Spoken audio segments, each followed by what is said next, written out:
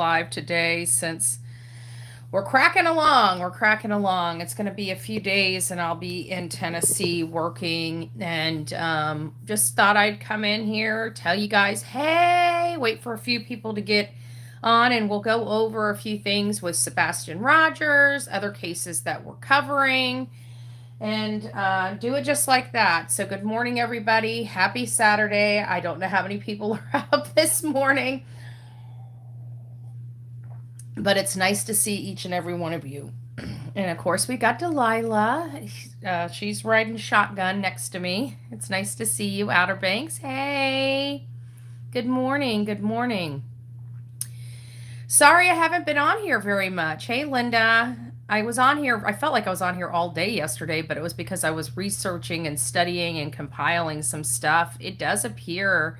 Hey, Don, Sonina, Linda, it's nice to see you. Good morning, Danny. I hope everybody's doing well.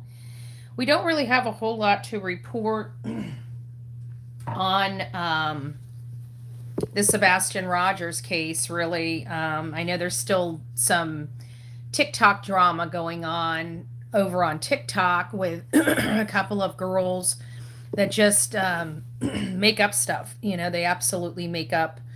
They have no receipts. I have never seen, and that's what we're going to have to get back to there on TikTok. Like they talk so that when people talk about misinformation, there's a lot of misinformation that's peddled on TikTok. Whether it be for attention or other things, it just is what it is. Good morning. Hey, Phil, Gigi, it's nice to see you. Good morning, Monica, Kirsten, Linda Lou, good morning. Good morning, good morning. Yeah, it's always drama on TikTok. Well, there for a while when this case broke out, it seemed like everybody was pulling together to try to help, and then I know she's sleeping. Well, she's got her eyes open a little bit, but she's been trying to sleep, but I've been moving around. I had to turn lights on and all this other stuff, and she was a little wiry early this morning, so now she's chilling. She's chilling. She's calmed down. She's had a bowel movement. Every time she has one, she bounces off the wall, and then after that, then she's calm. But it takes her about, I don't know, 20 minutes to calm down. Like, I don't know. Apparently, pooping in a dog gives them energy. I don't get it. Maybe the poop weighs them down. I don't know. I don't know. I don't know. Women are dreams filled with, yeah. Up, Mike. Delilah's cute. So did I.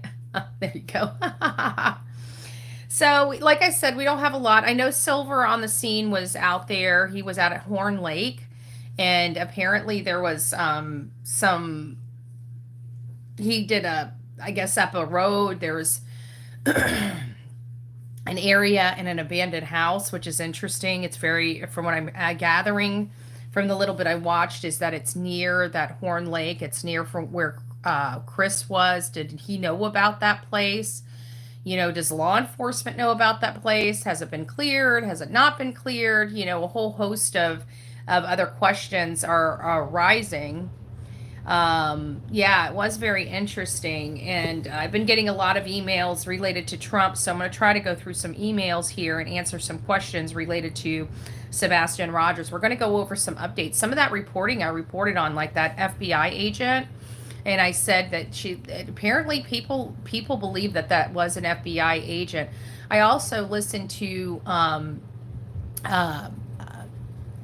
the Benny Show, which pulled in this sound type of expert, like, where they could tell where the shots were coming from or how many shots were.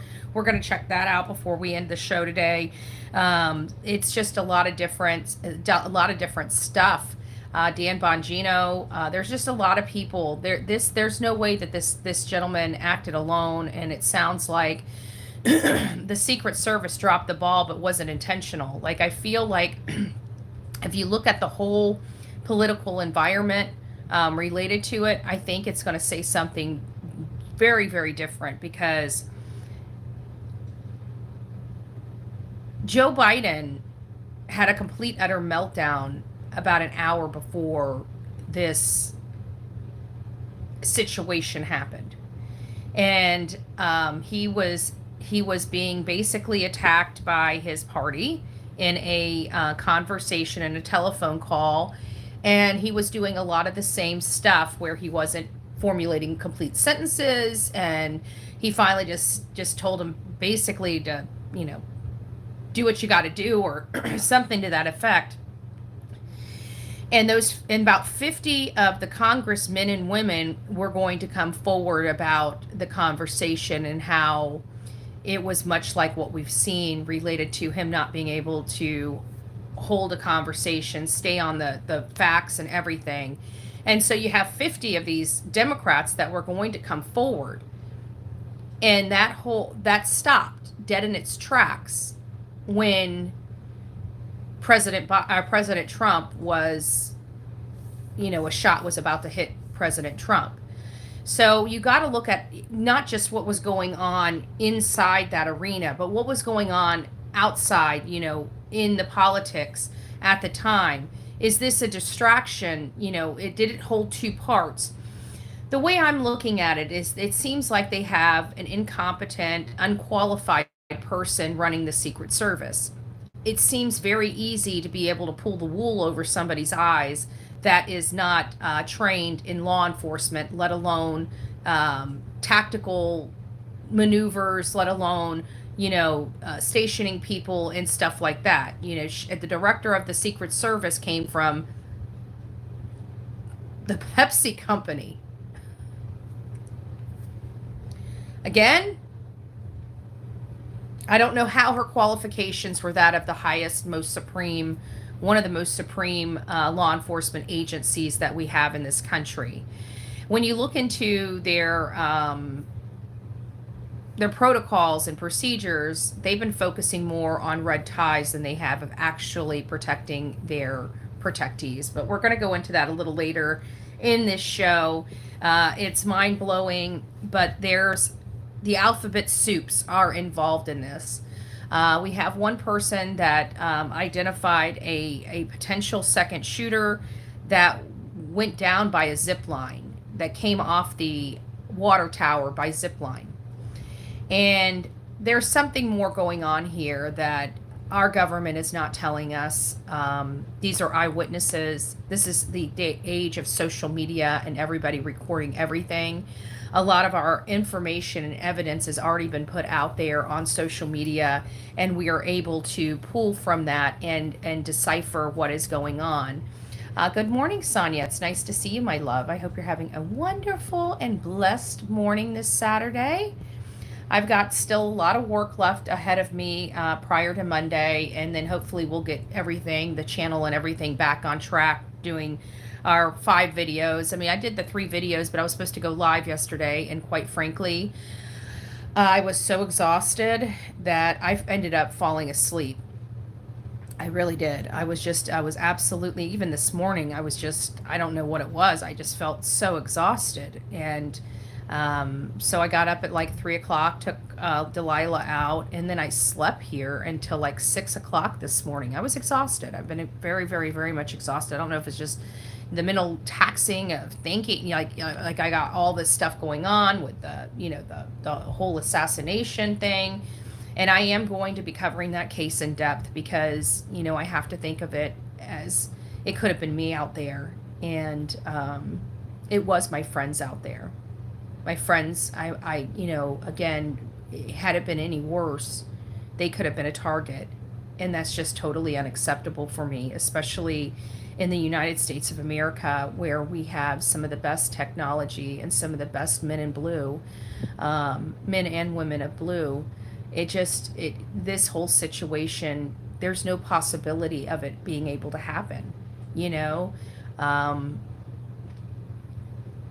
There was a vendor, and this vendor is one vendor that I recognize. I don't know her personally by name, but I see her there at just about every single rally.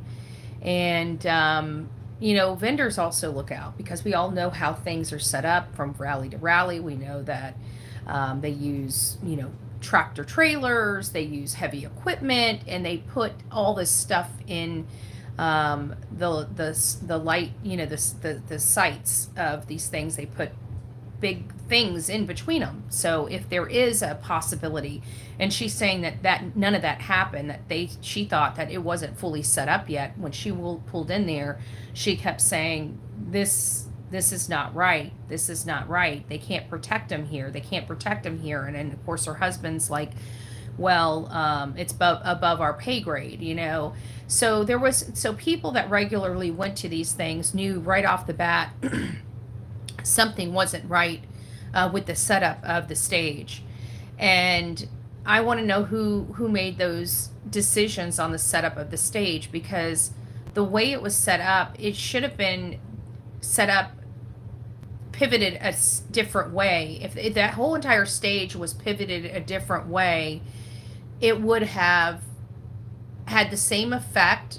It would have brought the audience, still out in the field, but it would have blocked former President Trump from that building, because we knew the snipers were on the other buildings. So they should have cocked the stage backward. Like, instead of it being this way, they should have cocked it this way. Now, granted, they still had the water tower to deal with, but the water tower would have been easy to deal with. You stick a sniper up on the water tower and it's secure. So none of this happened. We're hearing that the water tower was not secured. We're hearing that the building was not secured. But again, we'll go into that more later in this segment. Good morning, everybody that's coming in. Don't forget to hit the thumbs up button whenever you guys get a chance. Jack Spratt says it's important to state the facts, and by saying the director of Secret Service was with the Secret's 26 years prior to, with the Secret Service for 26 years prior to the PepsiCo is misleading. Director of Secret Service was with the Secret Service for 26 years prior to the Pepsi. Well, if that's the case, then she intentionally and willfully was derelict in her duties. I mean, we can look at it different ways, Jack. If she was properly trained, then I can tell you I worked in law offices, was top of my class in school when I went to college, graduated with 3.86 GPA. And this was back in the days when your GPA could only go as high as 4.0. Now, with that being said, I was one of the top motion practice and I was training people in discovery. I moved up to the senior discovery paralegal in my office. I've been out of law and working in law offices for well over a decade. And I'm, representing myself pro se in law. Now, this is something that I went to school for, something I worked in offices for, something I had a lot of accolades in the offices that I worked with. And I can tell you that me being out and trying to do this pro se, I've had a major learning curve, even though I was a professional and did this stuff religiously every single day. It's not like getting on a bike and riding it again. Is what I'm saying. Do I still have knowledge and know? Yes, but it's still a lot of work to get myself back to what I used to be. That's much like my violin. I was second chair in violin. If I picked up my violin right now, I don't even know if I could read sheet music. Do I have my violin? I do. Do I have my guitar? I do. I haven't played in 25 years. And you're talking about going from second chair to not even being able to play, read sheet music. It just shows you that even if she was in the Secret Service for 26 years, that doesn't mean nothing. Because how long was she at PepsiCo? Because if she was at PepsiCo for 25 years, I can guarantee her training and learning of Secret Service is some of the stuff retained. Of course it is. Is everything retained? No, it's not. So it's one of those things, where we have to look at this. And I'm sorry, she was incompetent. She doesn't hold the proper prerequisites, in my opinion, to be running the Secret Service. Her inability to take responsibility for her decisions is also a problem. Now, listen, I do believe that there was help. At first, I thought it was the local, state, those are the easiest to corrupt, okay? Um, but now we're finding people in the crowd that are FBI that should not be there. We're going to probably find that there is some agent or more agents in the crowd. Um, we have identified that there definitely is a second shooter. There was 8 shots fired. 8. 3 from Crooks and 5 additional ones from someplace else. And then you have the 1 shot from the Secret Service that took Crooks out. So you're talking about a total of 9 total shots. The idea that he could get on that roof is next to impossible. Period.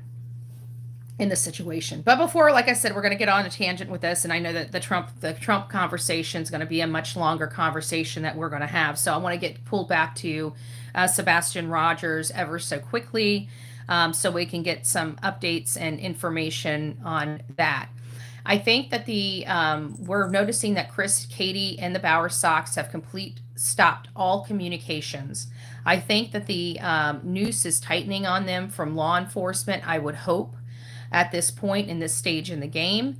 But we don't know. All we know is that they have gone completely silent. They have ghosted the world. If you guys have heard from them, in the last 30 days, please send me those statements, clips, screenshots, or anything else. I'm still looking to see if Kathy is out there professing her innocence, or giving us any more tidbits of information, becoming crystal clear on whether or not she was out on Stafford Court at 3:30. I find it funny because we didn't see the flashlights, or we just didn't have that clip of the vehicle, but we do see the vehicle pulling up and turning off their lights. No, actually, we don't see the car pulling up. We only see the light sources coming to the car, and it looking like somebody hit a key lock as they're approaching the car, and the lights turn on. According to the witness, that car was there for 3 to 5 minutes. Was somebody sitting in the car, or was somebody sitting there waiting? I think Chris used that SUV to go into the house to help his wife. That's truly what I believe happened. Was anybody else out in the car? Somebody, I think it was Brandy, gosh, I can't remember the girl's name. Brandy Gray, maybe, I think might be the name. That's what's ringing in my ear right now. Gray, but I don't know. And Brandy Gray took the light and was able to clear it up, and you can kind of see a body, holding. You can almost see this. You can't tell if it's a phone or a flashlight, but you can almost see this figure around the phone. Now it's going to be impossible to make out who that figure is, what the size, weight, whatever it is. I'm sure that there's some type of genius person out there that could probably take the blob and see where the light is with the blob and make a mathematical calculation of somebody's height and weight based upon this figure and this light source. But I'm not that genius to be able to do those types of calculations in determining height and weight from a blob and a light. But I know there's somebody out there that's much better than me that can do that, right? But it looks like there is an individual holding the light source, which kind of it doesn't seem like it's a big deal, but it really is, because it kind of establishes that these weren't bugs or fireflies or lightning bugs, rather. These are things that just help solidify that those lights are people, which the neighbors know that they are people, because even those hazy images, they saw somebody getting into a vehicle and driving off, while another person turned around and went back toward the Proudfoot's home.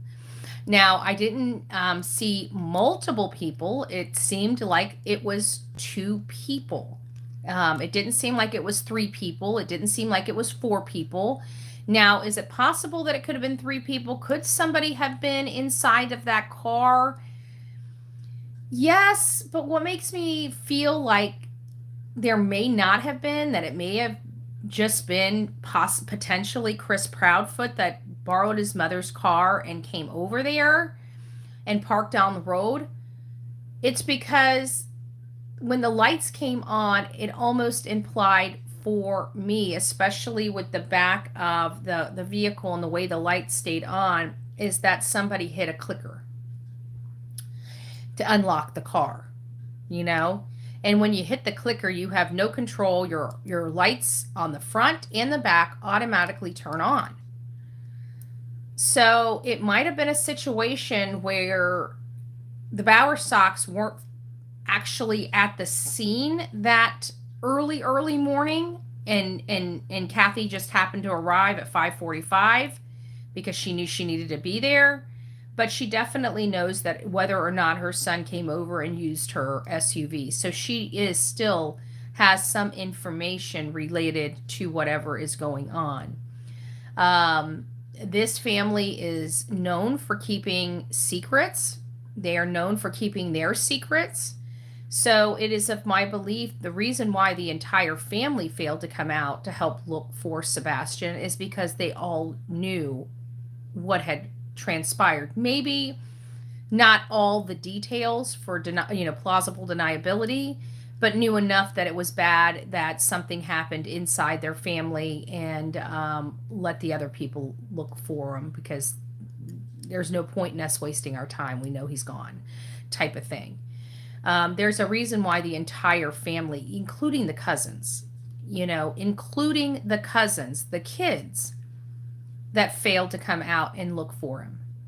Nobody in his family. He was just with like Dara and his Aunt Melissa just the day before. You would think that the aunts would step up in lieu, say Chris and Katie are so distraught, just like he sent his aunt and uncle down to the private, I guess, gathering that the community, their personal community had. Remember, they did a private, that's what Miss Bobby said. It was just for the community. They thought that if they did it for the community, no outside influences would be there. And, Chris and Katie would feel comfortable in coming and, having moments for their missing child. Well, it was really weird because they sent their aunt and uncle there. So they sent their aunt and uncle to a vigil, and they were there to represent the family as a whole, according to what I understood. Then why couldn't they send the aunts and uncles out to help search for Sebastian in lieu of them? Especially if they're dealing with cops and law enforcement and, all these things. Like, why did the entire family sit out? Because, like, even in Elijah Vu's case, where, the mom and the mom's boyfriend slash pimp,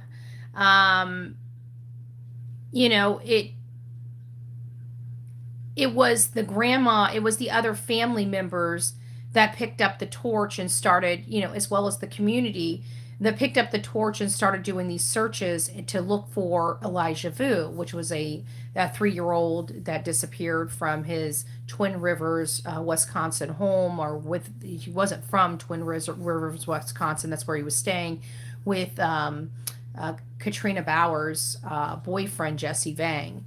And he disappeared from Jesse Vang's custody and has never been seen again. They did find his shoe, they did find his blanket, but they never found him or his remains. And I believe that he probably is one that made it to the landfill. A lot of people, I don't think we have even a clue of how many bodies are buried in our landfill, which is really sad because it makes me feel like the person thought of them as garbage, and that's just almost too much for me to deal with, when I think of a little child. It just gives me PTSD in part with what we dealt with Quentin Simon in the Quentin Simon case. I knew he was out there in that landfill, and their logistics. It was just a lot. They waited to segregate. I think that in situations like this, where a child goes missing, if they have garbage being dumped from that area into a landfill, I think that they, as an abundance, that the landfill should segregate that section of trash just in case they need it, because usually within 2 weeks they'll know whether or not they need that trash area. And if they were to do that for every child, then it would help minimize how much they have to go through when they realize that the landfills could be an option. Because by that time, 2 weeks later, you've got literally 10 tons of trash on top of the pile that you need to get to. And it's a very tedious and long process, but if you're dedicated to the goal, you will find the results you're looking for. Some people, when they don't know what they're looking for, especially if they don't know if the child's even there, they give up and they'll go through some stuff, see if anything's there, and then that's that. We don't know what they found at the landfill. They just told us that nothing major was found at the landfill, and I don't know how much I feel like law enforcement, and it's a good thing. I'm not complaining so much about it. I am kind of sort of, but I'm not complaining so much about it. But it's like, we know that they've misled us before, especially with the garbage truck, just trying to take our focus off a critical piece of evidence, for a variety of reasons. At the end of the day, no matter how you look at that, we can't dispute that whatever vehicle that is, it's an SUV. Whether it belongs to anybody associated with the family or not, it's not a car and it's not a pickup truck. It is definitely a full-size SUV. It's not even a crossover or anything like that. It literally is. You can tell based upon the limited features that we're able to see that it is a full-size SUV parked out there.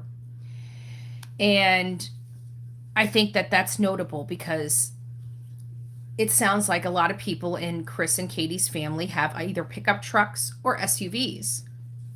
Probably very common, and it's like, oh, well, everybody probably has an SUV or da, da, da, da, right? Okay, I agree. But there's not a lot of people that know this family. That's the kicker. This family, at least everything that we've learned about this family's very isolated. They don't have a lot of friends. Sebastian doesn't have a lot of friends. They isolate themselves. Every now and again, the neighbors will hear from them, and it's usually a fight that has spilled out from inside their home to the outside of their home. And apparently that this, over the year and a half that they lived there, has been a common theme from that house. Every 6 or so months, there's an outburst that pours out into their driveway. So there are definitely problems there. Neighbors definitely heard Chris giving Katie ultimatums, the son or him, and him storming off there and not coming back home for the entire month of February. She proclaims that they have conversations on the phone regularly, which I do agree that they have conversations on the phone regularly, but I don't think that they have conversations on the phone regularly that late at night for 3 some hours. That's not, from my understanding, that's not normal for them. Conversating, yes. The amount of time, no. There was somebody that was trying to interject. I don't know who. We do know where the information came from. It came from the prior crap PI attorneys or PIs, the public investigators on YouTube. I think it was Chloe and Heather that probably went to the source, like Chris himself, right? And said, what time were you there? What time did you go to work? And he's, I was there at 5:15 in the morning, because everybody knows. Or maybe it was because their idiot friend that went there that likes to, mark himself as an investigative journalist. He was out there and he knew what time the gates open. Maybe because he said, "Oh, well, the gates open at 5:15. He must be there at 5:15." They didn't realize that other people go there. Well, all you have to do is sit there and speak to a few people, and you know very clearly that there's a lot of different corporations that are working on that building. And depending on what company you work for and what your job is, depends on what time you show up for work. Chris Proudfoot is on the crane. Chris Proudfoot would never be there at 5:15 in the morning. They can't even run the cranes until 7. That's the soonest that they can open those cranes up and start running them for safety reasons, a variety of safety reasons, including, I believe, potentially an ordinance. I haven't confirmed that, but there is an ordinance, but it's for residential areas. This would not be classified as a residential area. This would be classified as a commercial area, and different rules apply for commercial areas as opposed to residential areas. But it does sound like there is, even you still have there's still work requirements even in commercial real estate. So there would be limitations on what they can and can't do from hours to hours. People were trying to elude that this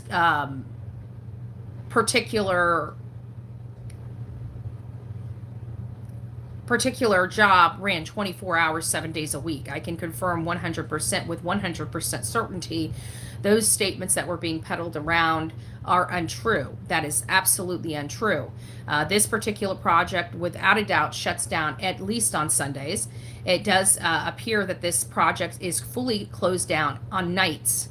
And it does seem like it is operational on Saturdays. So we have Monday through Saturdays, normal operation. Then we have Sunday completely shut down. No work on Sundays. Nothing is, the grounds are empty. All the gates are locked. Nobody's coming in or out of that unless they are going to the physical hospital. So there is that. Let me read.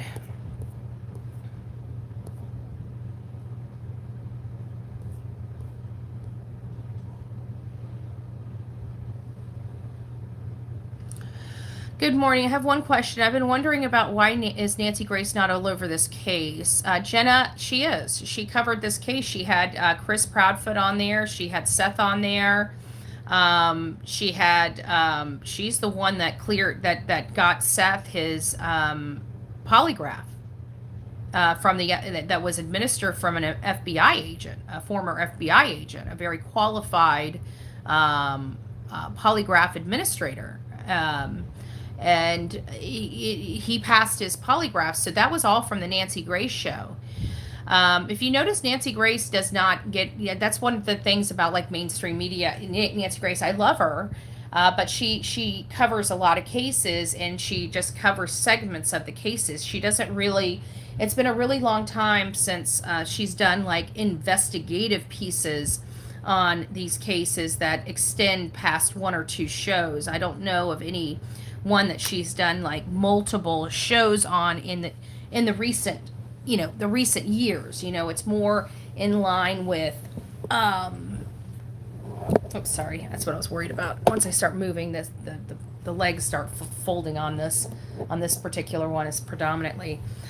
So she was actually all over this, and she was the one that was able to finally, in my mind, fully clear Seth for the public, because we knew he was at the at his work. We knew he's on camera. I'm sure that the law enforcement has shared law enforcement footage, but you can't get it like public record request these videos for safety and concerns of they don't want anybody breaking in and knowing where stuff is and stuff like that. So it's very hard to get inside camera footage from these jails. You can get like jailhouse calls and things like that, but Seth wasn't in jail. He was working inside the jail. He's a deputy sheriff and a correction officer there at the Davison County Jail. So he works the night shift and worked overnight, getting off about, I think 7 is when he clocked out or something. I can't remember his exact times. I don't want to put a time on it because I'm really unclear. I know that he didn't leave there until like after 7, I believe, and got to and got to the Proudfoot home about before 8:45, and it had to have been about 8:30 because we have the neighbor that drove by and saw the commotion and said that it was around 8:30 and saw Katie, Seth, and Kathy Bowersox out there talking to law enforcement. They said that they didn't know who they were then, but based off, everybody bringing light to who they are, they now know who they saw, and it was Kathy, Katie, and Seth, and that was right around 8:30. So we know that he was there between 8:30, excuse me, 8:30 and 8:45 being the latest. Chris, some 3 hours away, he was notified at 6. Chris should have been home by 9:30 or 10. You get a call, your stepson's missing, you immediately get off a crane. It's an emergency situation. It's your family. You guys know how protective, uh, Chris is, right? He's got to protect his wife. He's got to protect his mom. This is his family. So where did that protective mode come when he got a call that his stepson was missing from his house? And that's the problem I have because, according to his behaviors and according to his statements, he's the man of the house, he's the protector, and that's what he wants to do. But in this situation, he has to be thrown off the job for a bad attitude before he decides it's time for him to come home. It doesn't make sense to me. So there's that. The police aren't going to do anything. I don't think the police think Sebastian is dead. Well, Mike, I disagree with that statement, and here's why. Because law enforcement has already told Seth and Chris the statistics, and that Sebastian is most likely not going to be making it back home. And Chris seems to be just fine with that statement. Obviously, Seth is not. Seth believes his son's alive. He's searching for an alive son. And Chris is putting everybody on a wild goose chase. So I think, in all fairness, law enforcement has already provided the family from my understandings, their opinions based upon statistics to the family. And of course, again, it's not really well taken by Seth because, Seth, one, doesn't trust them because of a variety of reasons. And I think a lot of it has to do with, one, their handling of the case, and two, the fact that they're not coming clean with the relationship that they have with the Proudfoots or the Bowersox, or whether somebody from the Proudfoot or Bowersox family works in their sheriff's department.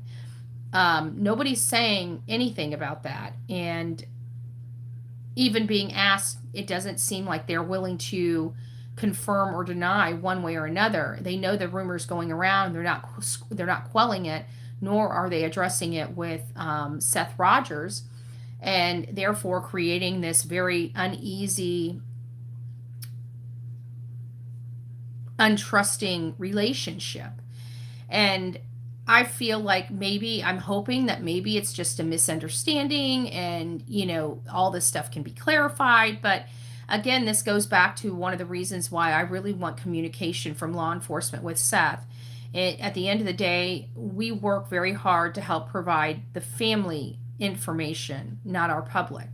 I know we bring a lot to the public, but you guys also know there's a lot that I hold back from you. If you guys have been following me for any significant time, I never, if something goes directly into the integrity of the investigation, it does not typically come on this show unless it goes to shoe leather, work that I do, and it's being ignored. Then we bring it to the public.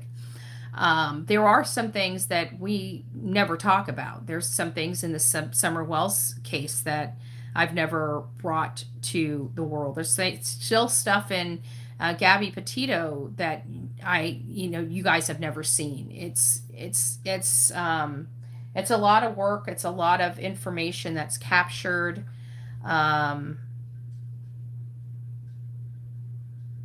Yeah.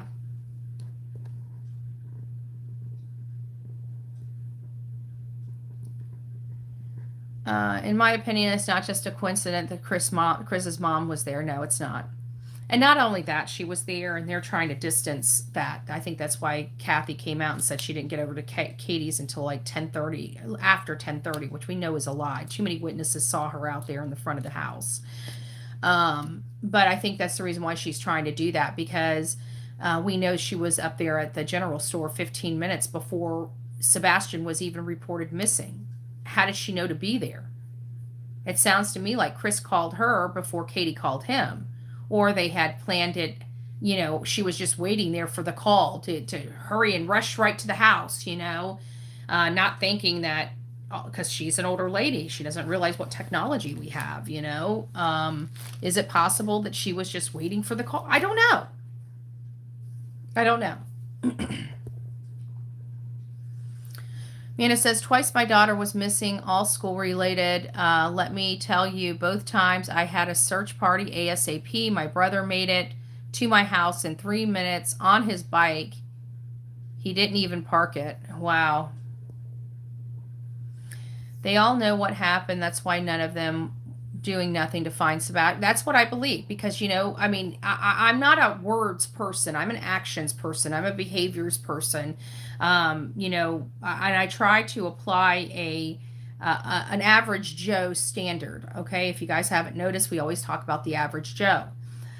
So I try to apply the average Joe standard, like what would an average person do in a situation like this? We all handle things different and stress is different, but for the entire family to sit out, that tells me somebody knows a secret. Just saying. It's behavior. What would cause that to happen? You got a missing family member. Nobody in the family comes out to help search, yet you have all these strangers and the father out there searching. That tells me somebody knows a secret and ain't wasting their time. Second time her dad signed a permission slip, and I had no idea. It was a night field trip. Cops were everywhere. Wow. Could Sebastian be in the landfill? I mean, it's possible, because they didn't stay in the landfill too long. I'm sorry, that wasn't a very thorough landfill search. But I don't believe in anything that the Sumner County Sheriff is doing right now when it comes to this case. To me, covering these cases as much as I cover these cases, specifically children cases, I know that the protocols are very strict when it comes to these things, and it just doesn't seem like they follow the protocols, right? It seems like something's amiss, kind of like what we're all scratching our head with the Donald Trump assassination attempt. Something's majorly amiss. How did this happen, right? And I feel like they're playing catch up. I feel like they lost some valuable, and they failed to follow the National Center for Missing and Exploited Children. And they did not do the forensics. They don't have a good handle on where this boy is or what happened to him. And those are key factors that they must answer in order to bring charges. And they can't answer them. Or they won't answer them. But I can tell you that they're not, it appears from all the people that I've talked to, all the stuff I've seen online, to me, it appears that things were dropped. And it appears that a lot of people believe that. And to me, it appears that there's a lot of people in their own community that has lost the faith of this law enforcement body. It's not me. I mean, I've lost I'm kind of iffy. I'm on the fence. Like, I feel like I feel this is what I think happened. Just my opinion. Doesn't make it factual. It's just based upon everything I'm seeing here. To me, it seems as if they dropped the ball at the beginning, but the first 72 hours are the most critical. But I do believe, because within the first 72 hours, the state attorney was out there. That tells that signal right then and there that this was a criminal investigation, whether law enforcement said it or not. Because I've been covering missing kids cases for a really long time, and we very rarely ever see the DA. I see the DA out there, in criminal investigations when we have homicides. But very, very rare have I ever seen a DA make debut just on a normal run of the mill missing child. Okay. Even with his medical conditions, still never, I see, people talking to their psychologists and stuff like that, getting a pulse on, a pulse as to what the behaviors of this particular child are. But to have the DA out there, that implied building a case. That implied that they needed help to make sure that they get instructions from the DA on how to properly build a criminal investigation, to make sure that they dot their I's and they cross their T's, and what the state attorney will need in order to move forward. So we had that really up front. We had TBI already in the midst. Of course, it wasn't our Earhart lady, Leslie Earhart. It was another lady. I don't know who she is. I don't know how well she is, or how well she does her job. She was the one kind of running this or speaking on behalf of TBI at the time. But definitely different than Leslie, the one that we dealt with in Summer Wells' case. They know the proper protocols and procedures. I don't understand why TBI didn't do or suggest that forensics need to be done, or talk about the front door needing to be dusted, because I think what they would have found on the front doors, because nobody was really using the front door, everybody was using the garage door. So to me, I feel like the front door would have only had Katie's prints on it, or all the prints would have been dusted off of it. Because Katie is such a clean freak, she cleans everything, which is kind of bizarre that they had a cleaning lady come in to clean their house. Doesn't make sense to me. Don't forget to click like. Oh, thank you. Click like and subscribe. Thank you, Kirsten.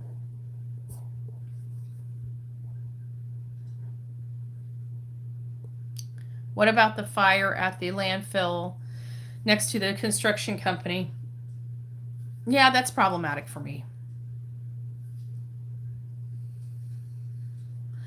All of this is problematic for me, because the community is telling me that Sumner County's corrupt, that Gallatin Police Department is even more corrupt.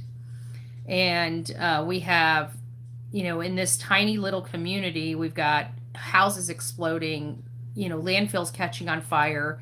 It feels like there is a cartel or mafia type of underpinning in this community, just based upon some of these things that I'm hearing. There's definitely something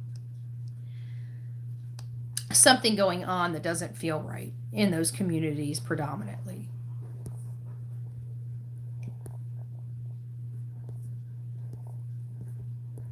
Oh, thank you. Who was that? Oh, Michelle. Michelle gifted 1 Bullhorn Betty membership. Thank you, Michelle. God bless you for that. Just haven't seen much more than those couple things you mentioned. My days consist of Bible and crime, laugh out loud combination. I know. I cuss. That's what oh, Mr. and Mrs. E, it's nice to see you. Good morning. Good morning. Good morning. Hey, Ginger. It's nice to see you as well. I've won 2 court cases. Both times I had a lawyer. The first lawyer pulled me in the hallway and said, I highly recommend you get into law, LOL. Then I quit school. Well, I was thinking about becoming an attorney years ago. I even actually entertained it, going into back to college back in 2018. To get because I've already got some of at least my general education's already knocked out of the way. Already have a background. I've already worked in a law office. It seemed like the next step, but I opted not to do it, because then you got to go into the crappy law firms, get paid crappy. You got to start all the way back from the bottom on up. And it's like, at this juncture in my life, do I really want to do that? If there was no other places for me to go, then I would go back to school and get my my law degree. But I haven't done it.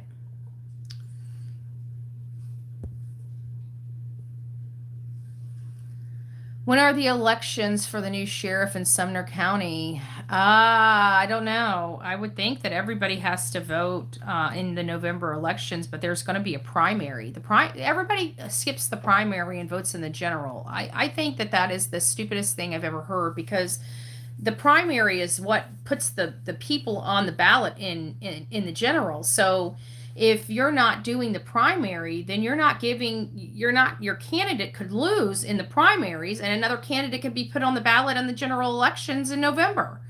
So it's like the primaries to me are the absolute most important voting that anybody in this country can do. It's the primaries, not the general. And people are skipping the primaries and going to the general. And I think that that's, you guys probably may want to consider voting in the primaries. The primaries are so important. So important. I remember when I was younger, my father taught me that. Like, oh, I don't vote in the primaries, no point. I just vote in the general, Southern boy, right? And as I got older, especially getting into the political world, I realized how stinking important I was taught wrong from birth when it comes to voting. Primaries are super important. So everybody get out there and vote in your primaries. You got 2 elections this year. You got your primary and your general. Vote in the primary. You're going to be happy that you did. You need to vote in the primary. The primary is super important for especially predominantly your local politicians. It's not going to really affect the presidency. Like we already know the Republican nominee. There's not going to be a lot of people that's going to be running. I mean, yeah, we're going to have some, but in the primary, you can only vote for typically, you can only vote for the people in your party. So if you're a registered Democrat, you get all the Democrat nominees on your primary, and I'm a Republican, so I get all the Republican nominees. But it's the contest between the Democrats and the Democrats, and you guys aren't participating in that. And mine's between the competition between all of the Republican competitions, right? So when you skipped over that, you're not fighting for your winner in there. You're fighting for somebody else's. And what happens if your local sheriff didn't get put in? It's like, well, you didn't vote in the primary, so now he's not even on the general ballot. You see? So you need to vote in that primary to make sure and secure your person on the general ballot.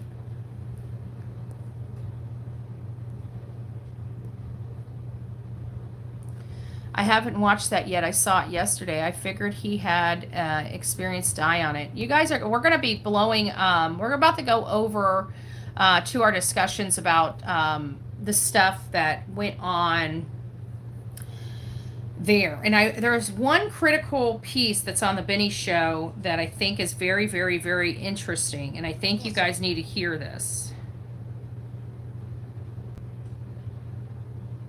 And this remember I told you guys yesterday. I told you guys yesterday about how I think there are 2 shooters. There's evidence that somebody was on the water tower. We're getting reports that somebody saw somebody ziplining from that water tower, which again screams op. We found an FBI agent recording that picks up her phone right before this takes place, picks up her phone right before this takes place and focuses it on Donald J. Trump and does not move it, not even as stuff is flying and everybody's, she just sits there and just records very calmly. The shots and everything going on around her does not faze her. She looked majorly out of place, so much so that regular Joes identified her and said this lady was acting odd during this chaotic moment. She was entirely too calm. She seemed to know exactly what was going on before it was going on. And so we brought that up because somebody had done, either facial recognition or because there's a lot of smart people out on these platforms, a lot of people that build their own programs. I mean, we got some pretty stinking smart people out here. And so they have the ability of doing this stuff. I don't know anything about it. I definitely don't know how to create something like an app or a program, right? I was never taught that way. There's a lot of people a lot smarter than me. And there's a lot of people that are like audio engineers that know how to isolate noises and, identify what those things are. And this is one of the best, in my opinion.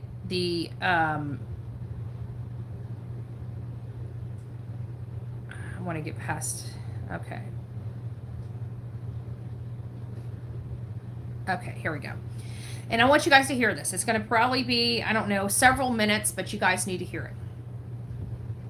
First up, they tell us that the shooter was here. This is very accurately located on the roof off of the drain pipe, as we covered before. I'll show you that one more time. I just want to make sure we're all sharing the same orientation, because this is important, right? And we have 2 victims here. Comparator who died, another guy who was very severely injured. He has life-altering injuries. And then another gentleman back here in the upper right part of the stand. I'm going to show you all this evidence, okay? So first up, we need to know where all the shots went, right? And I'm going to show you that the first 3 shots came from a very different weapon in a different location than the next string of shots that came out. It's either 5 or 6, depending on how you count. But you decide, listen, it couldn't be more clear how different they are. We're going to analyze 2 separate audio streams today. This is the first one. This is taken from a microphone right in front of the podium. So you're going to hear 2 things, of course. You're going to hear a snap. Sounds very sharp sound. That's the supersonic crack of the bullet flying within, sending its supersonic shockwave to the microphone. Microphone picks it up like that. And then there's the report of the gun, which follows a little later. Sounds like an echo, so it goes crack thump, crack thump. The crack thump is a well-known tool that snipers would use to estimate how far away somebody is that's shooting them. If there's a very long distance between the crack and the thump, that your shooter's very far away, because the bullet flies faster than the speed of sound. So the sound is the explosion of the gun. Boom! That starts traveling towards, the victim down there or whoever's downrange. But the bullet gets there first. And it gets there at supersonic velocity, which means faster than 1,100 feet per second, give or take the altitude and conditions. So if anything's traveling faster than the speed of sound, it has a sonic boom, crack, right? So that's what we're going to hear. You're going to hear first in this tape. First, you're going to hear 3 very clearly distinct crack thumps.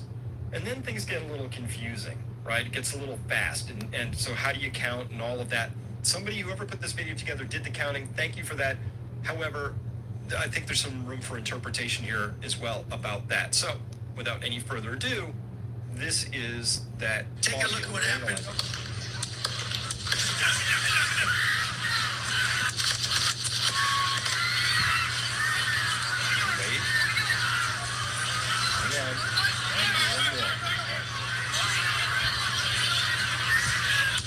Right there. There's that last one. Okay, one more time. Take a look at what happened. Listen to this. Can you hear that? That's 1, 2, 3. Okay. And then hard to unravel what's happening there, because we have echoes. We've got them overstacking each other, so there's 2 supersonic cracks that come in, and later the thumps of the gun come in, the crack thumps. So it gets a little tricky to unravel, so let's do that and go there. Okay, first up, I want a big shout out to Mike Adams at Health Ranger. He was out with this within minutes for those first 3 shots. Clued me in to the idea that we really did need to take a look at the other one. So way to go, Mike. Thank you for picking that up and doing that. All right. This is the audio file. I pulled it into a program called Audacity, right, off of that video. Audacity. And I find on here 9 separate shots, okay? So I find... Audacity is kind of like a audio engineering type of program. I know Olivia uses it, but it is good. That's how she's able to manipulate some of the grouping voice. Of 5, and then one last one out there. Number 9, I think, this is the sniper shot that would have, I think, looks like it took out Crooks just above the left eyebrow. If you want to go look at those, or, the gross pictures, right? Obviously, he's all bloody and dead. They have that close-up picture of his face, right? And you can actually see a hole right about here over the left eyebrow.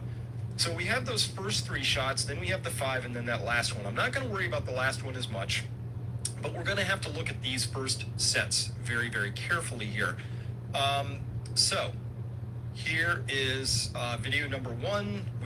Just to orient ourselves, I count off of this video 15.8 seconds from the very first to the very last shot. So the AP article that said, crooks took a shot and was neutralized by snipers within seconds, what they meant was 15.8 seconds, unless I have this story wrong.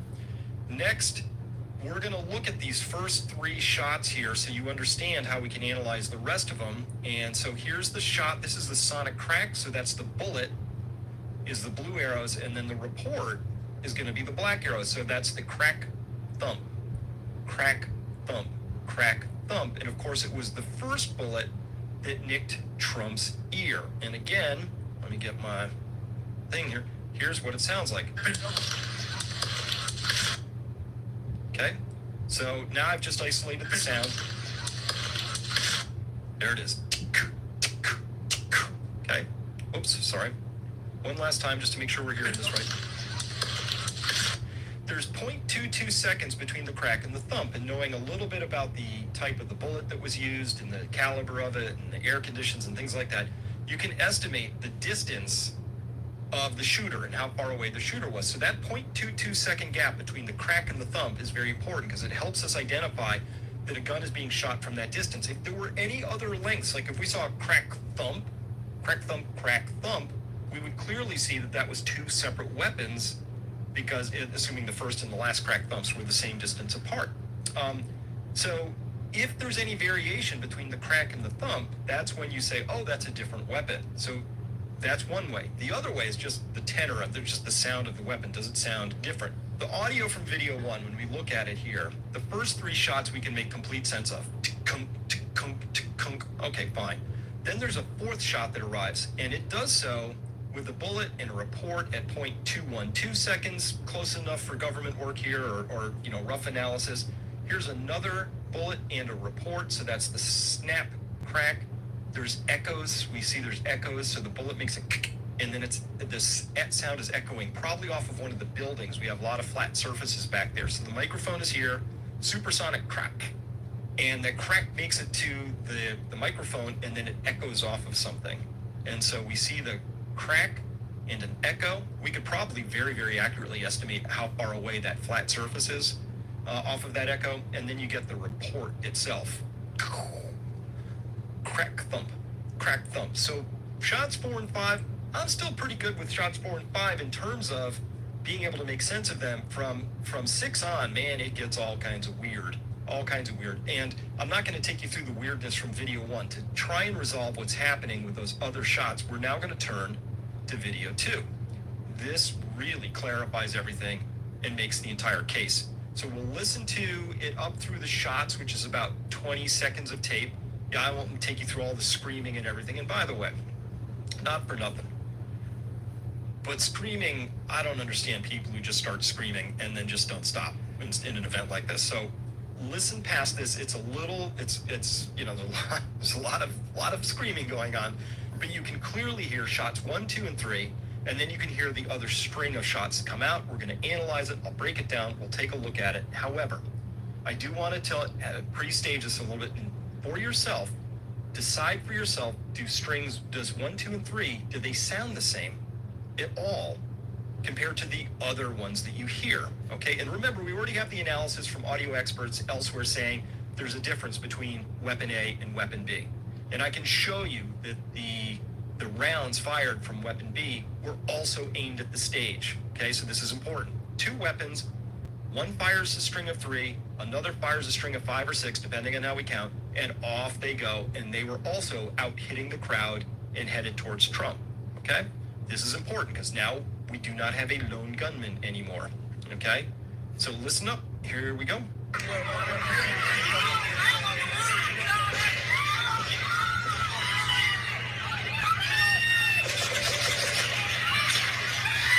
And then that one more. That's the 6 I'm unclear on. Let's listen to this again.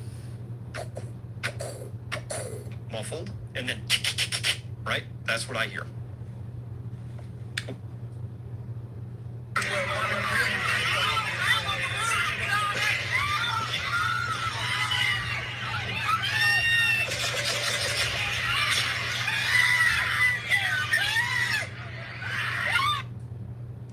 lot of screaming. Okay, so let's analyze this now. Let's go into this with a little bit more depth. So video 2, the way I score it, there's about 16.0 seconds from first to last shot, so very consistent with what we're experiencing on the first audio, so that's nice. They kind of line up pretty well. And here's the whole audio from all that screaming and the shots from video 2. We have in blue the first 3 shots here. We have more shots here from a second weapon. I'm not sure about this one. It has a very different sound that we heard. And here's the final last shot, which I believe is from, oops, sorry, I don't have my thing. You don't know what I'm pointing at. This is the 5 that make a very distinct sound. Here's one with a very different crack in it. That's the 6th shot in the string. And then here we have the final last one, which I think is the sniper weapon, which is probably the one that put the bullet just over the left eye of Crooks on the roof. So we're going to take a closer look at the blue, the red, the blacks here and listen to these things. But once again, let's just listen very carefully. We'll go back and forth until you're certain of this yourself. Here's just the first 3 shots from that video. I haven't done anything, no audit. I haven't done any enhancements. This is both of these video audio pieces are exactly pulled straight from the video itself. Nothing else. I haven't boosted any. I haven't done any filtering. Raw files. Okay. So, and by the way, every instinct in me was to try and minimize all the screaming, but I was like, nope. That just add like, what did you do? And then there's questions. These are raw files. Here's 1, 2, and 3 to start. Okay. Listen to that again. And one more time. Okay. Now let's listen to the next string. Ooh. Yeah. Hear that? So 6 sounds different to me, but here's an interesting thing.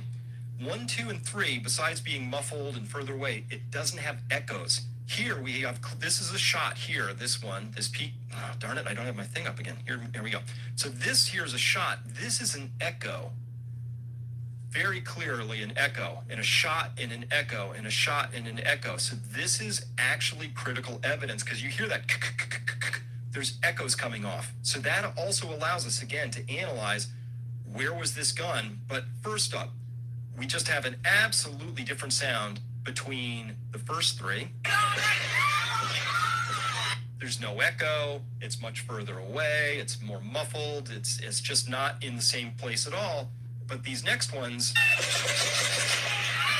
very different sound, totally different weapons. Okay, full stop. We have 2 separate weapons. Plus, we have no echoes coming off of the first 3, and then we do have echoes coming off of the next set.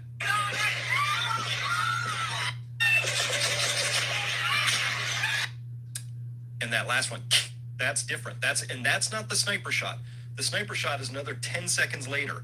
So I don't know what number 6 is here, but we're just going to bookmark it for now and go on. So audio analysis conducted by Nick tells us that if those next string of shots, those 1, 2, 3, 4, 5, are coming from shooter, or who we're going to call shooter 2, because shooter 1 is sending off those muffled ones. Shooter 2 is very consistent. If it was somebody who's on the roof firing something with a 223 round, those, and here's where audio 2 is recorded from. That we've isolated exactly where the person was standing. They were walking, so there's a little movement, but they were basically right here. The echoes we have is perfectly consistent with conditions, atmospheric conditions of the day, to have bounced off of this building, because that's what you need for an echo. You need a hard, flat surface to echo off of. So that's what we got. We have an echo that perfectly lines up with somebody being up there in shooter number 2 position. Now, here's where it gets a little weirder. So what I've done, and this is, I've taken the first timeline. This is the video number 1's audio, and I've lined it up with video number 2's audio. And for the most part, we're in pretty darn good shape, right? Here you can see, so this is the supersonic crack. So that's the crack of the bullet arriving. And I've lined that up with what I did. I just shifted the timelines to line up with, this is the report of the gun. So the 1, 2, 3, 4, 5 gun plus the 6, right? 1, 2, 3, 4, 5, 6.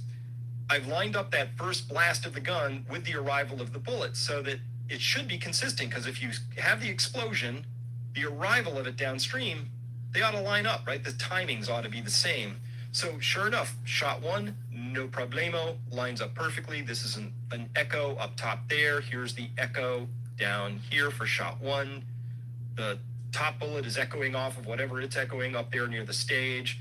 And this is echoing probably off of that building surface we just showed you. So shot one, 100%, we're good to go. Shot two, same thing, lines up perfectly. It's got an echo right here. That's that little peak right there. And it's got an echo up top. Everything lines up. Shot three, though, remember this is 1, 2, 3, 4, 5.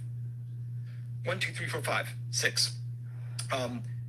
This one doesn't line up. This one is actually, this shot happens about 0.03 seconds earlier. There's not alignment. It should be right under this peak, but it's not, which means the shot happened 0.03 seconds. It took 0.03 seconds longer for that bullet to get downstream, right? To the microphone in front of the Trump platform there. What does that mean? That 0.03 seconds, assuming it's 2,600 feet per second, that's how fast this thing's traveling. Could be 2,500, could be 3,000. I don't know what they're using, so you have to make some guesses. But it's further away. This implies the possibility that shots 1 and 2, those are fired by crooks, but somebody about 78 to 100 feet further away took shot 3. Then shots 4 and 5 line up again perfectly, but shot 6, hey, that's off the mark again by the same amount. And, there's not quite the echoes that are happening off of shot 3. We don't see the same. There should be an echo right here. There should be an echo right here. We don't see that, not like these big echoes. So there's a chance here, I'm making a chance that there's a possibility of there were 2 weapons being fired that are different from the first one. 1, 2, 3 are from weapon 1. Weapon 2 for sure is in a different spot, but there's a possibility because of those times of weapon 3. So it could be that 1, 2, 4, 5 were taken by crooks on the roof because he heard some stuff going on, decided to take his shots, but 3 and 6 were taken by somebody else another 100 feet away. I don't know, we're going to need more professional audio analysis, but I like it when everything lines up, and everything does line up until we get to there. And then further down the timeline, things get really weird. And things aren't lining up, but we don't know who's firing down at that end of the spectrum either. So some weird stuff down there, but it doesn't line up really well enough for my taste. Okay, so what do you... So there you guys have it. There is, we started running yesterday. Well, I've been saying from the very beginning that there's no possibility that this could have happened at a Trump rally with their level of security, at least the level of security that I've been accustomed to for the last several years. There's no way that a backpack or ammunition, let alone a rifle, not a concealed pistol. You're talking about an AR-15. You're talking about a pretty big piece of equipment. And for them to have him to be able to, and then to climb up where law enforcement is stationed, have all these people on the ground pointing, law enforcement gathering, Secret Service or whoever the sniper was on top of that roof, having them in their eyes. And now we're hearing Secret Service in a latest interview that they had somebody perched in a second window, covering. The second window was behind the building he was on. How could they not see this man? He was identified in intelligence reports long before this Trump rally. That building was designated by the Secret Service as being a high priority building that needed to be covered because of its close proximity to the president, yet it was not covered. We heard Secret Service didn't scale the building and got on top of the building with their snipers until 5:08, some, minutes after Trump had already gotten on stage. People were seeing the Secret Service get in position. All of this, everything was wrong. How can it go so? These people are so well versed in these types of rallies. Secret Service is so well versed. How in the world did this happen? It is my opinion that they replaced some of the Secret Service agents with unqualified agents. That's one.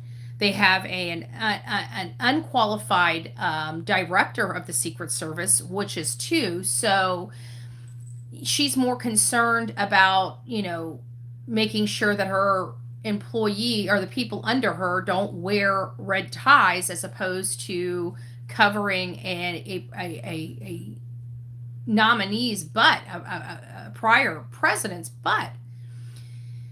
These things don't normally happen. I still think, in all fairness, yes, it is the responsibility of the Secret Service. If local law enforcement isn't doing their job, then yes, Secret Service is ultimately responsible.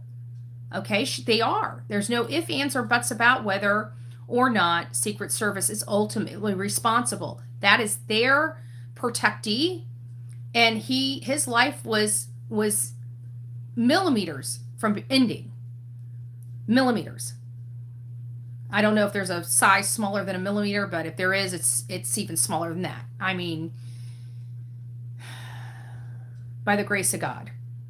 By the grace of God. And then for those shots to be taken, that many, without being neutralized, there are so many things here that don't make sense. So many things that do not make sense when it comes to this situation. It should never, in my opinion, it couldn't have happened. It couldn't have happened. That's why I said immediately it was an inside job. Because it couldn't, this could never have happened. The protocols are so strict and so tight. It couldn't have happened. There's literally hundreds of officers everywhere, or supposed to be. I knew that there was something wrong when I saw everything transpire immediately, that this did not go with normal protocols. That tells me one of two things. People intentionally did it, or they were so dumb they didn't know better. And I have to think that an average Joe knew better. So how can trained officers not?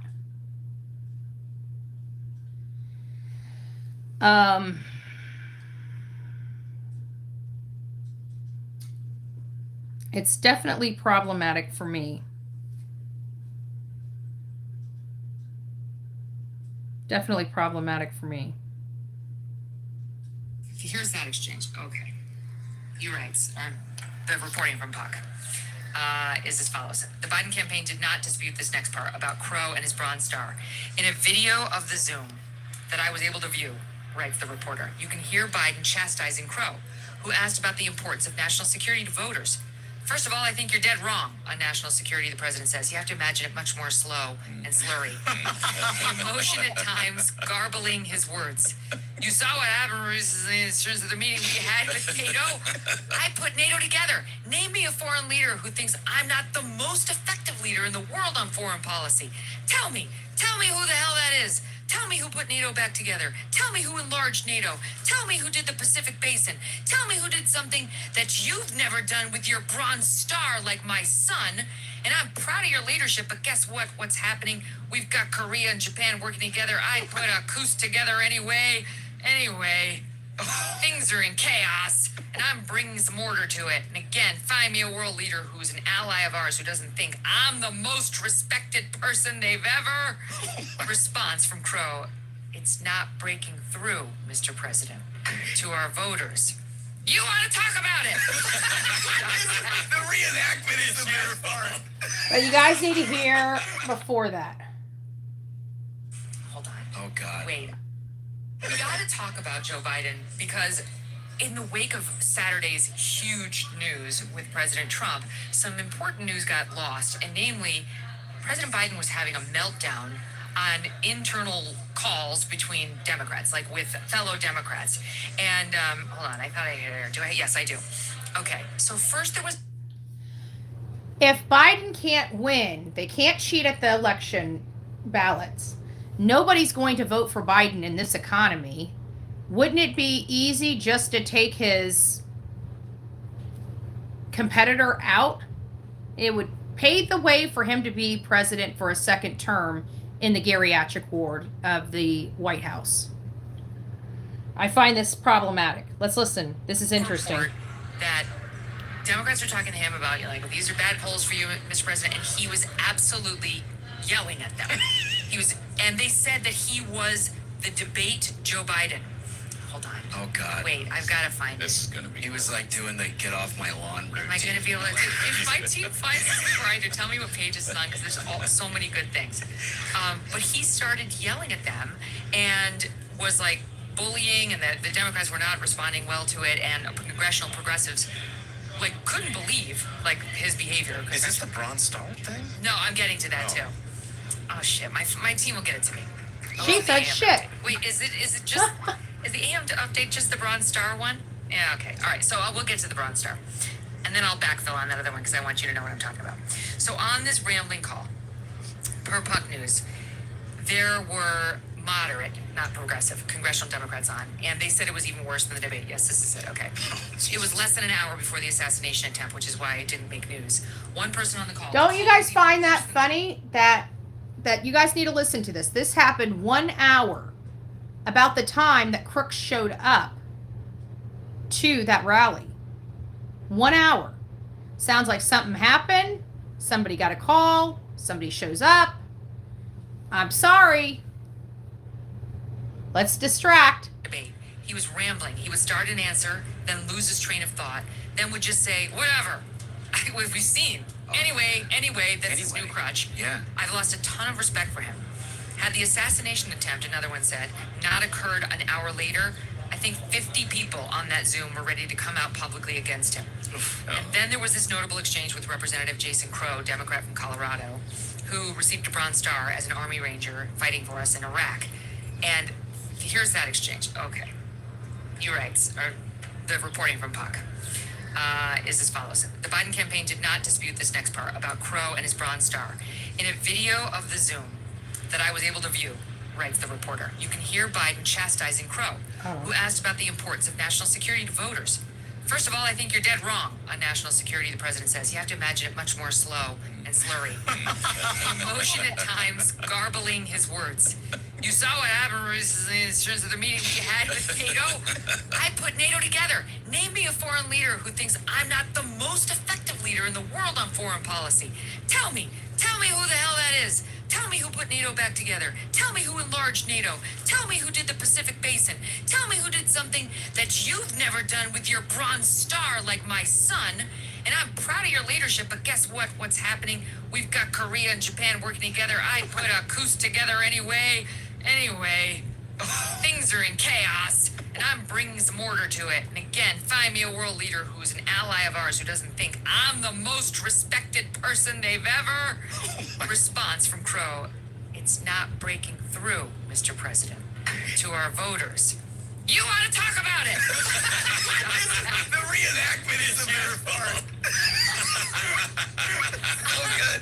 On national security, nobody's been a better president than I've been. Name me one. Name me one. So I don't want to hear that crap. Okay, so... Now go get in the overflow room. So that was happening 1 hour. 1 hour. He's meeting with his party, and they're telling him he's not effective on security, national security. An hour before President Trump is almost assassinated. These things are very, very important. We know BlackRock is somehow involved. BlackRock has CIA contracts, from my understanding. We know that the assailant was in BlackRock commercials. We're also learning that that building that they were on is some type of glass research, which may have just been purchased by a BlackRock affiliate, which I'm working on now. I don't know how accurate that is because I can't see the sales documents of the purchase. The purchase is currently pending. So this is pretty interesting, you know? And then you have this whole unnatural setup of the Trump rally. It is all screaming. If you put all these pieces together, it's painting a picture of how this was set up and why this was set up. This wasn't set up to, for 20-something to release some anger. This is another attempt to get President Biden elected. He's about to be booted. And this is not a situation that anybody wants to be in, because he's not going to win this election. He's already through all the qualifications necessary. So now, unless he himself drops out of the case or drops out of this competition, they can't force him out. They can't just bring on a new person to go up there. And he is elderly, stubborn, and I don't know. BlackRock is also involved in I was getting to that, Nori. And they also are linked to, we had that whole worldwide outage. Well, what was the thing called? I just had it on yesterday. Let me look at my photo. Hold on here so I get it right.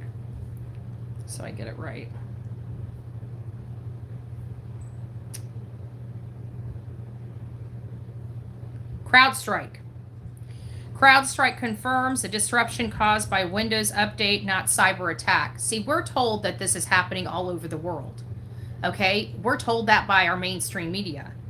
I don't know if that's true, because what it would do is some of these companies are worldwide, like American Airlines. Is that what they're referring to? Because CrowdStrike brought down a lot of, including banks. And it keeps making me wonder, how much information of ours does CrowdStrike have? Wouldn't it be kind of interesting if we find out the CIA makes these companies and puts head people in charge of these security companies that we entrust all of our information to? This is not conspiracy theories. These are things that happen in our country every single day. But how can CrowdStrike happen literally the day after the national convention? There's something seriously going on in this country, and we are under attack for the presidency. We're 4 months out, and the Democrats are not going to win, unfortunately. I know I got Democrats in here, and I'm sorry. I'm just trying to be respectful, because I don't blame you guys. I blame top brass, as I always do. But the bottom line is there is something going on here, something majorly going on here. This was definitely orchestrated. This man did not act alone. We've got enough people. Thank God it's 2024. Thank God it's 2024. If we had the technology for normal people, this is why we, as citizens, have stopped listening to mainstream media and have created our own channels to get our messaging out, because we have lost the faith in mainstream media when it comes to national concerns, when it comes to real stuff, not these stories that we cover. Typically, we trust mainstream media for this and that, and we know we're deceptive, even in true crime. They're willing to work with law enforcement when, if law enforcement came up and said, hey, can you please not release this? Naturally, I would absolutely 100% comply. You know what I'm saying? But in all fairness, I feel like mainstream media it's supposed to be, when it was designed and when it's a constitutional right, it was meant for the people, right? It was meant so they were protected for telling the people the truth. And what they've now done is they're now using it to tell the people lies and manipulate them and use propaganda. And we see it because after this happened, people on the ground knew that there were shots fired. They knew that there was a mess of media. There's media stages in the back of these things. That's how you get those beautiful images of Donald Trump at this podium. We have a huge stage back there that all media can stand on and have their equipment and their cameras set up and areas so they can talk and stuff like that. So they were all there. They knew the shots were fired, yet ABC, CNN, and MSNBC, all these left-leaning mainstream media were coming out with reports that Trump was swift off stage due to him falling, him being scared of a loud sound. That's what was being reported at the very beginning, knowing damn well we all just witnessed what we witnessed on live TV. And that really enraged me. It also emboldened why I'm here, why we, not just me, but millions of us are here on this platform as well as other social media platforms, because we stopped listening to media. I don't even watch the news. You know what I watch all day just to hear noise? Court TV. I sit here and watch court TV. Occasionally I'll turn it on to my local news just to see what's going on here. Oh, hey, Karen, it's nice to see you, my love. Merle's mom, I see you. Monica, it's nice to have you. But we've got some serious problems here, and I want that to echo, and echo loud and clear, because this shouldn't and could never, this was an impossibility of this happening. Impossibility of this happening. We knew we were on notice something. The only reason why I wasn't here, and like I say, for the people that are just joining, one of the reasons why, don't forget to hit the like button. A lot of this stuff is there's so much stuff coming out. Trying to compile all this to do a show is pretty difficult. And in trying to have the words to say, because, this is a political argument. This is a political situation. And we're in such a hyper political country that even trying to talk about these things are, as you guys can imagine, are quite difficult, because we have our own personal blood, sweat, and tears into what we're doing. And to know my friends, it bothers me. The only reason why I wasn't there is because I had Delilah. That's it. I had just went to Virginia. When I was in Virginia, Delilah was ready. I had to come back to Florida. I got her. Then I had to go to Miami because it's in my own state. So I'm required to be at minimum my state's rallies. So I had my friend watch her for a couple days while I went down to Miami. And it was like Miami seemed like we didn't like how it was set up. We didn't like how everything was done there. I can tell you, I wasn't too pleased. I wasn't. And the people that know me, I'm not going to go into it because there's just no point in rehashing Dorell. But I wasn't pleased with the setup. I wasn't pleased with anything on that rally, honestly. And it wasn't the Secret Service fault. It was a Team Trump's fault. It's predominantly.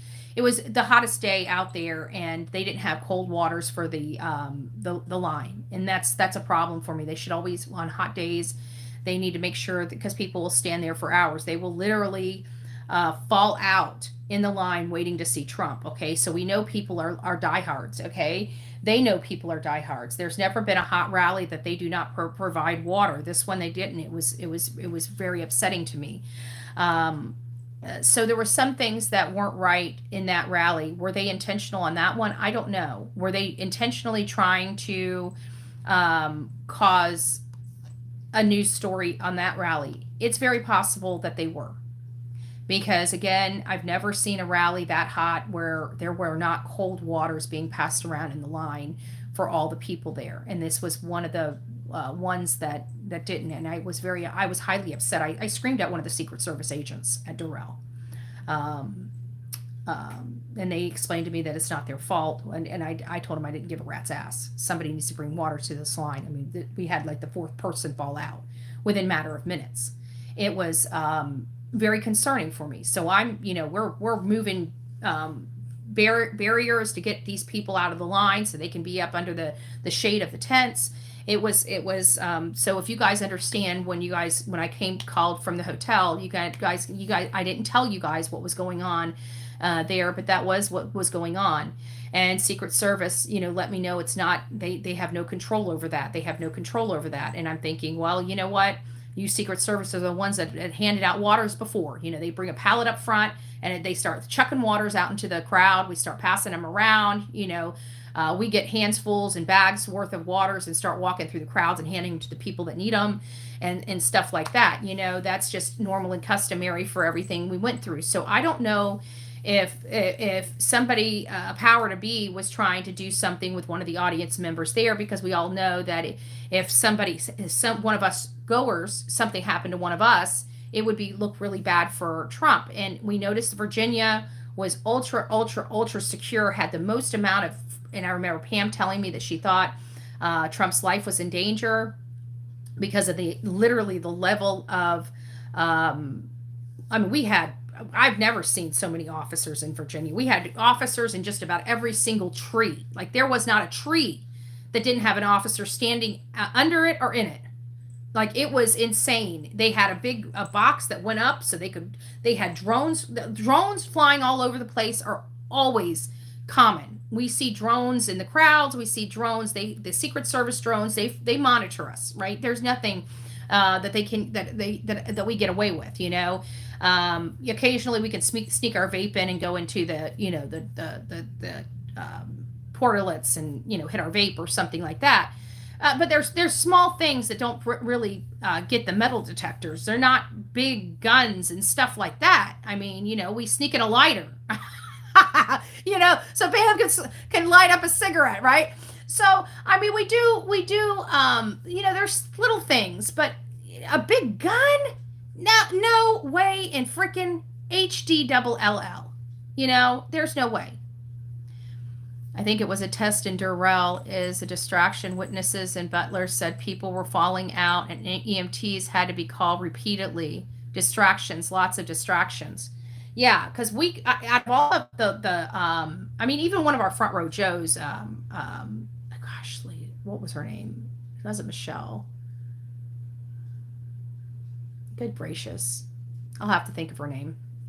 But one of our girls, and I think it was, oh, good gracious. I think Pickens, South Carolina, was pretty freaking hot, if I had to remember. I think that was brutally hot. And one of our people ended up falling out. You know, we gave her water. You could tell her lips were getting chalky and stuff like that. And she didn't really eat or have a lot to drink that day. So we gave her water and she was fine. But we get like maybe one person falling out, y'all. You know, we went in summer times and all this other. Don't. What are you doing? Don't chew on my power cord. Here, you got a bone. Chew on your bone. Might lose some power. No. And so it does happen. But to have 3, 4, 5, 6, 7, no, that never happens. That never happens. So I do believe that there were some things that looking back on now, I think this was just a matter of time. Well, we knew from Tucker Carlson back in September that this was just a matter of time. I think most of us were hopeful and believed that this, this would not happen. But this was coordinated. Okay, this was coordinated by someone. We've got identified FBI personnel in the crowd. There's no ifs, ands, or buts about it. There was a very specific lady that many people, again, were from, this new age has got these old kooks up in Washington. They don't know. They don't understand the capabilities that we as private citizens now have. And there's reasons why we as private citizens now have these things, because we don't trust our government. We are able to publish our own videos. We are able to get our own videos out to a larger audience. We are able to do so much more than we once were.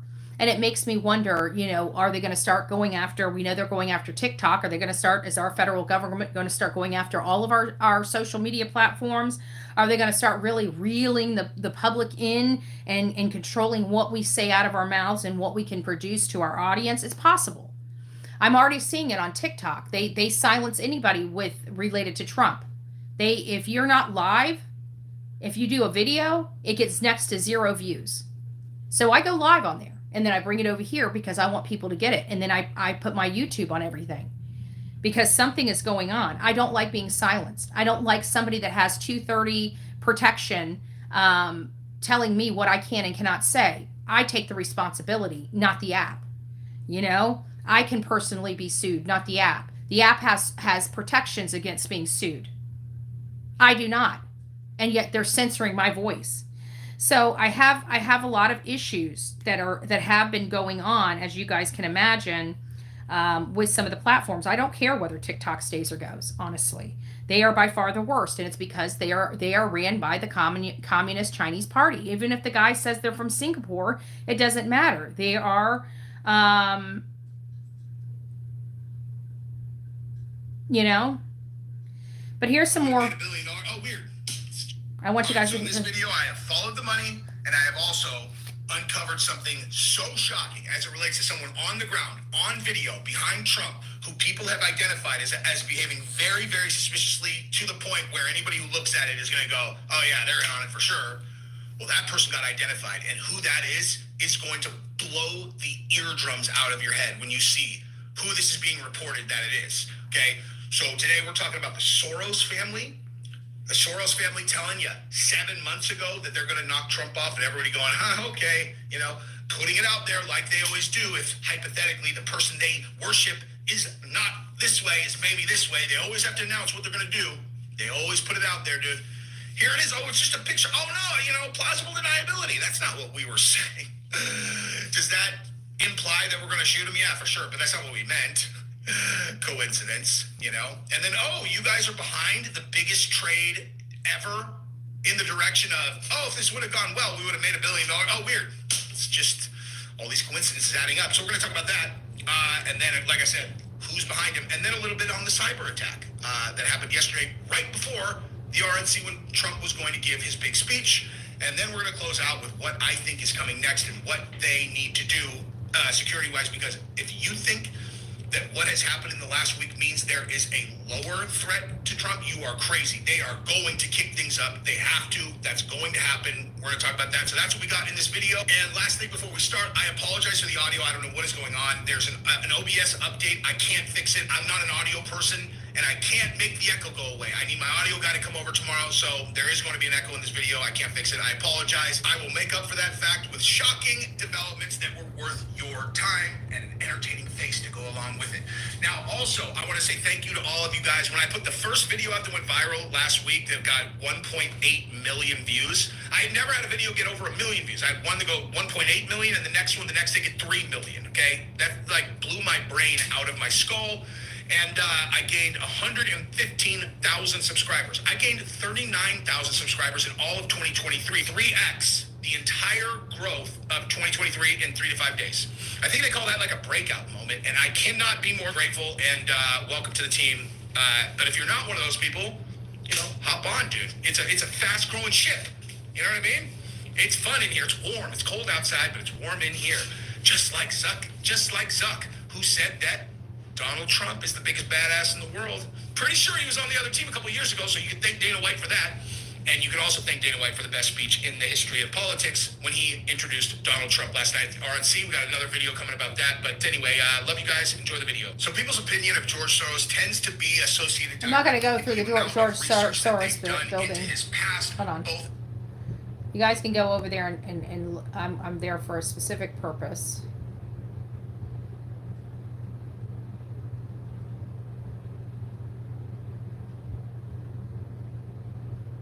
There it is. Okay, here we go. You guys to watch this video, okay? You'll find it, dude. The story just got way worse. She's awesome. I subscribed instantly. And this is a little bit of like 30 seconds or something of censure. Then we're going to look at a video of who was behind Donald Trump at this time, and then now we've got that person ID'd, and this is going to melt your brain. I might even just show you the post and then just stop talking, look into the camera, and end the video. Watch this, dude. Vaccinations of other political figures such as John F. Kennedy and Robert F. Kennedy. And speaking of questionable things, there is another clip that has many people asking questions. A woman at the rally was standing behind Trump and appears to have been bracing for something before any shots were fired, and she seemed quite unfazed. Watch this, dude. Watch. She sits down. Yep. Watch this. If you want to puts the sign up. Something that said, take a look at what happened. Shots go off. She's completely normal, and then watch. And then she's got her. What the fuck? What the fuck? People are freaking out. And she's filming. And she's just like right there. And there's this clip. real quick. I'm going to go over that one more time with you guys because I think there's even stuff that people are not saying in the video. Like, what is she looking at, right? Watch her, okay? She goes like this. Where did the shots come from again? That direction, right? So she goes like this. She realizes she might be in the shot, so she goes like this and then puts the sign up, right? Because she's like, I need to be slick about this. I don't want to be looking directly at the shooter before he shoots. And then when he shoots, watch what everyone else does and look at her. I'm not talking about her popping up with her phone to make sure they get the best possible footage of a dead, like in her, like dead Trump, so she can put it out on social media and be like, here's your guy, dead. Man, I hate these people. But watch everyone else. So she looks there before they shoot, okay? When they shoot, everyone else looks that way except for her, okay? So watch this right here. Let's watch it again. Watch this, dude. Watch. She sits down. Yep, it's up there. Watch this. If you want to puts the sign up. Something that said, take a look at what happened. Shots go off. She's completely normal. And then watch. And then she's got her. What the fuck? What the fuck? People are freaking out. And she's filming. And she's just like, wait until you see who she is, dude. Wait until you see who she is. Let's watch this other clip because I actually don't remember what came after this because when I saw, you'll see. Right there. And there's this clip of a Secret Service agent talking on his headset while they are escorting Trump into a vehicle. The guy then points his gun at Trump for a moment, and then he puts it down. Yeah, that's pretty nuts. I hadn't seen that. I don't know what that means. I'm not even going to comment on that last part because I don't know. But I'm going to comment on this. Okay? So you ready to see who that reportedly was behind Trump? Buckle up, dude. Breaking news. The woman in this video behind Donald Trump, where many viewers accused her of giving the shooter instructions, has allegedly been identified as FBI Assistant Director Janine DiGuiseppe. This is still a developing story. Okay, let me pull that up just a little bit more for you. I just wanted to let you know that we pulled that, we got that, and we ran with that yesterday. Other legit content creators. This guy has 357,000 subscribers. This one got 2.5 million views on it. And I will tell you that this lady looks a lot like the FBI director. There is definitely something going on. The motive, I'm going to tell you guys again, like I told you guys yesterday, the motive is he was ordered. His orders. Okay? That's why he was activated. This man was 20-something years old. We don't know where he came from. We know when he was in high school, he couldn't shoot straight. Nobody wanted him on their team because he couldn't shoot. How does a boy go from not being able to shoot? You would think that if he was this avid shooter or wanted to be an avid shooter and they weren't accepting him on the team, you would think he would go to the shooting range then and learn how to shoot. Why all of a sudden, if he wasn't good at it, did he want to be good at it?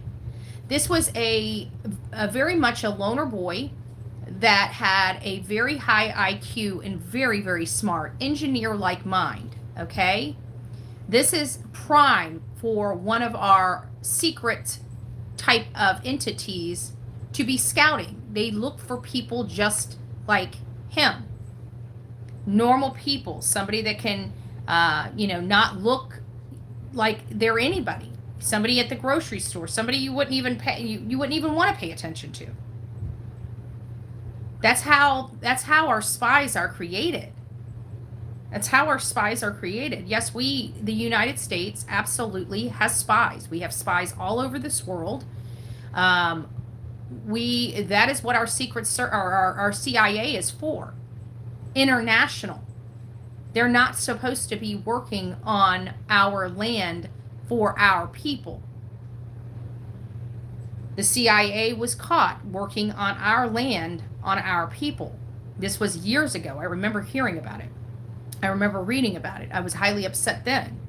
Not as highly upset as I am today, but our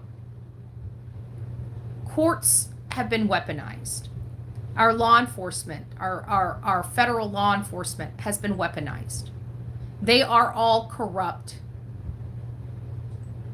And I find it awfully funny that we now know Biden will not win this race. His own party's turning against him. And an hour after all these congressional leaders were reaching out and on this phone call to sway Biden to drop out of the race, he clearly would not. So the only path forward for the Democrat Party is if Donald Trump is removed. And within an hour after them finding out Biden will not step down, they tried to take Donald Trump out. And God knows what they did with CrowdStrikes. You know, what information did they manipulate when they brought all these businesses and stuff down? Did they try to cover up payments? Did they try to cover up air traffic? You know, this guy leaving and traveling to a specific area so he could get trained. What did they remove when they dropped all of these things? There is no way CrowdStrike updated something and it did this whole fritz across this country. These were major targeted businesses, airlines, banking, and other critical companies. Seemed like it was a lot of critical companies. Airs, banking, even rental cars. What are they hiding from us? What did they just scrub off with that glitch? They scrubbed something. This is not, they had to bring that down because there was information in there. And CrowdStrike had to fix it. CrowdStrike had to fix it. So now we've got our being scrubbed. Our internet being scrubbed. Interesting, don't we think? Very interesting. So I'd have to say there's something going on here. And it doesn't look good. And it absolutely solidifies that this man did not work alone.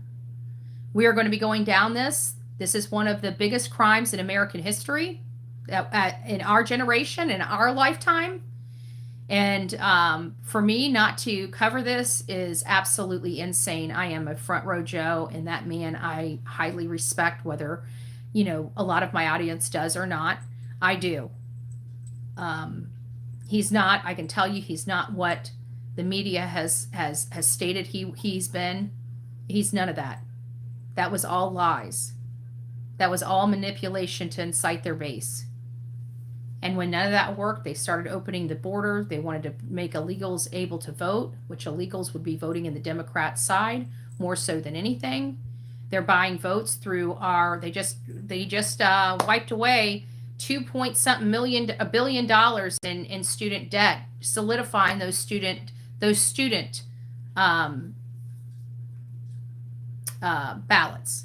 He's buying votes, folks. He's buying votes from the illegals and our students to try to win, knowing that that's not going to be enough. Donald Trump is entirely too powerful in this election cycle with everything that's happened to him. And, you know, even the black votes, I mean, we've seen an uptick on a change in the diversity on TickTok and how they talk about Trump. This has been going on now for 2 years that I personally watched being a TikToker. So we've seen this full turn of dynamics where people realize that Biden is not good for our economy. He's not good for our health. He's not good for our security. He's not good at anything, quite frankly. He's not even good at forming complete sentences. And they lied to their people to get him in office. And I think that they wanted him in the condition that they wanted him in because the bureaucrats wanted to run the country. And they're running it into the ground. They are running our country into the ground. So, And I think they're intentionally doing it. They want us to be dependent upon our government. Once we cross the line into socialism or communism, then they have us. We no longer own our homes. We're forced to work. You guys don't understand where they're wanting us to go. They're wanting us to be dependent on them instead of them being dependent on us. We are the bosses right now. They want to be the bosses of us, not of us of them. And we're seeing the results of that. We're seeing the results of that. This should have never happened. I'm going to keep going down this. If this was President Biden, I would be doing the same thing. Because I don't think anybody should lose their life for their beliefs, even if I don't agree with the beliefs, right? So this is where we're at. I don't know what else to say. Biden hasn't made decisions for at least a year, in my opinion. No, he hasn't. I don't think he's ever made decisions, to be honest with you. I think he just signed stuff. Trump proved himself. First, I don't see him winning ever again. Made too many critical mistakes. COVID was the biggest. Yeah. Yep. But what happened to him? What are you doing? Are you wanting to say hi? Am I not paying? She's biting my finger right now. I think she's wanting my attention. Do you want to say hi to everybody? Is that what you want to do? Can't go without. Say hi. I don't know why she turns her head. She always turns her head from the camera. Say hi. Say hi, everybody. Say hi to them. There you go. There you go. There she is. There's that beautiful puppy. She says, hi, everybody. I'm chewing my mommy. She's the best thing I got right now. I have all these toys like this that I don't chew on. I like my mommy's finger. Her finger tastes better. Her finger tastes better. So people said, why don't you say you'll give her a treat after so many likes and stuff?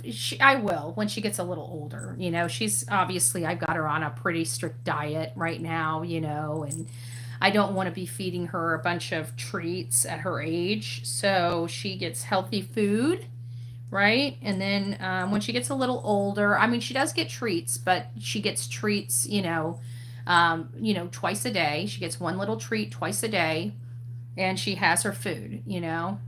So once she gets a little older and I don't mind her snacking on junk, then that's fine. But she needs to get out of her little puppy phase. She needs to get a little older before I start drowning her with a bunch of treats. Right? So she gets a treat. She gets treats twice a day. She's a good girl. She's a good girl.